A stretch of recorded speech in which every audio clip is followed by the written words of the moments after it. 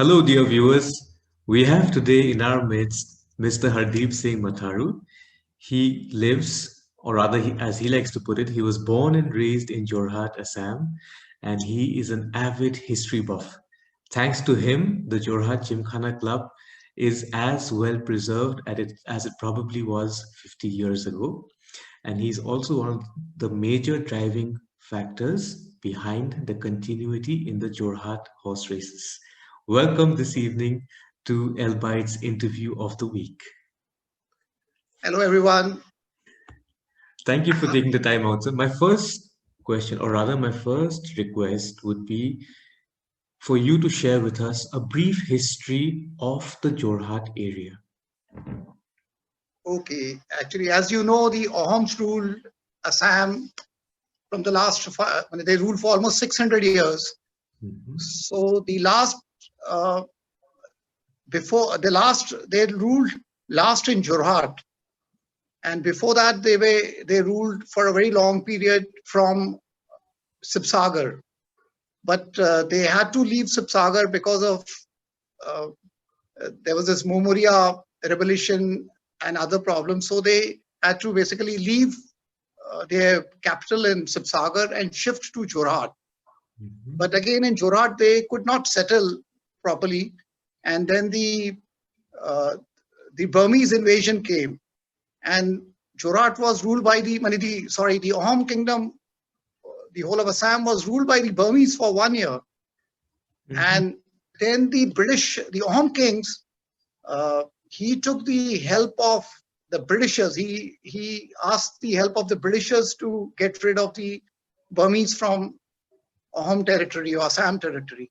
So the Britishers sent an officer with soldiers and all, and because of their gunpowder power, they were able to scare, or rather, the Burmese lost, and they had to leave Assam.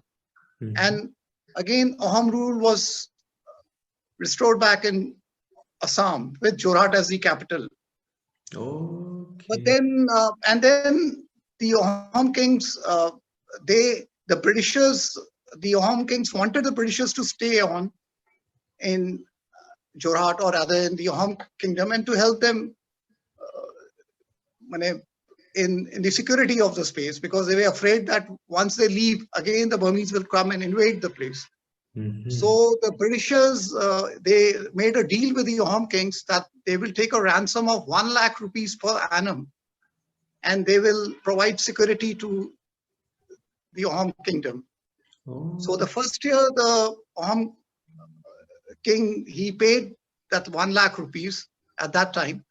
That was, I think, that would be around 60, 70, 80 years before independence. And then, but the next year, the king did not pay that ransom. That protection money. Mhm. And then what they did, they removed the king. The Britishers, because they had become very influential in this area by that time, they removed the king and made a young boy, one of his nephews, as the king. That was the way they had been doing in the rest of the country. Like they used to make those puppet kings. Like if you Yep, remember, yep. in the other places of other kingdoms, also in the rest of India, they had this Uh, policy. Yeah, and then slowly and steadily, they the Britishers caught hold. They in the coming year, they took over the whole of Assam, and like they became the virtual rulers. Like basically, the East India Company became the virtual ruler. Or no, I don't know if it was the East India Company, or by that time the British Empire was there. So that was the way the Ahoms were able to rule just around a few years in Jorhat only. That was their last kingdom. They couldn't even make a palace.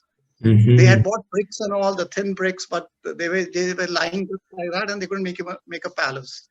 And the Britishers took over Jorhat. The economy in this area, particularly in Upper Assam, is sustained by colonial era relics, tea and oil, and to a lesser degree, the schools in north of India, in North Bengal rather. So, what is your take, or what How do you see colonial era rule in these parts of the country? Uh, Actually, a lot of development came after the Britishers came in. Mhm. We started flourishing from 1859 in Jorhat, the second oldest tea company in the world. The Jorehaut Tea Company was established, or rather incorporated, in 1859. The first one was the Assam Tea Company, which was in Sibsagar. Mhm. And the second oldest tea company in the world was the Jorehaut. Earlier, Jorhat was known as Jorehaut. Jodi means and Hart means bazaar, a hot. So later it became Englishized and became Jorhat. Like tea was discovered in Assam by Robert Bruce, Mhm. and then he sent a sample to the geological in Calcutta, and they realized that it was tea, and then they started growing tea here.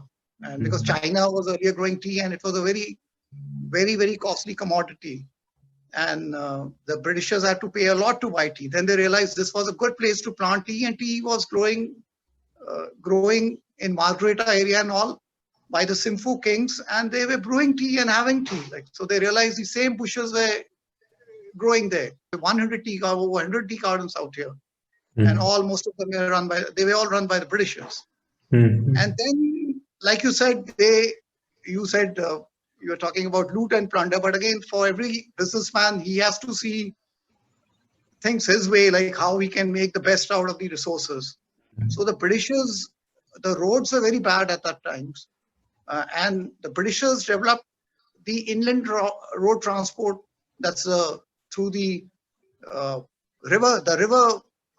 Through the river, they started the transport all the way from Dhaka, from Calcutta, up Mhm. to Dibrugarh. Yes. And there is ghats made in each area. In Guwahati, the Pandu was there. In Tezpur, you had a ghat, and in Jorhat, you had a Kokulamuk ghat.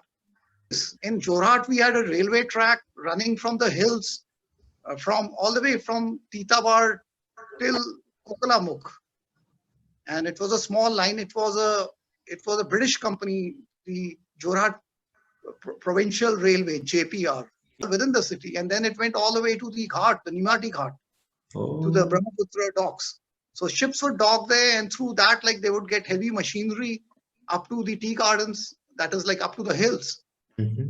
and it Mhm. was there, and and they were able to take away the made tea and all, and timber and other resources from this area to the river to the ships, and later through the small ships it would go all the way uh, to Dhaka and Calcutta, and from there, like it would be shipped out through the seas. In Sibsagar, if you see, if someone has been to Sibsagar, there's a decor bridge in the heart of the city on the decor river, like man. There's a Mhm. river there, like so Yes. that It river, sort of that goes bridge up. is like a drawbridge. It goes up like so that the bridge, the ships, the inland water, your boats with high mast could cross over, like man. Mhm. So all this was there, and now we don't have a single railway line connecting from the hills till the rivers. So in a way, whatever the Britishers left here, we have not been able to add something. I would say rather Mhm. after the Britishers left in 1947 was like in after in 47 East Pakistan was also made, Mhm. and as most of the ships were the main docks were Dhaka, they were bigger than even Calcutta. Mhm. So uh, then what was happening? A lot of sailors and all they docked their ships and all in Dhaka area, like in Pakistan, East Pakistan. Yes. What was going to be East Pakistan, and India was left with just 25%. This part of India was left with just 25% of the ships and all. But then Right. it is our the future. Our government, like after 1947, should have put in a lot of money, the ships and everything, to continue that system which was there, like made by the Britishers. Mhm. So we Mhm. just, in a way, rolled back whatever they had made, and like we shut down everything. On that note, I'll take the liberty of thanking you profusely, sir, for gracing us today. Sure. Thank you. All of you take care. Take care.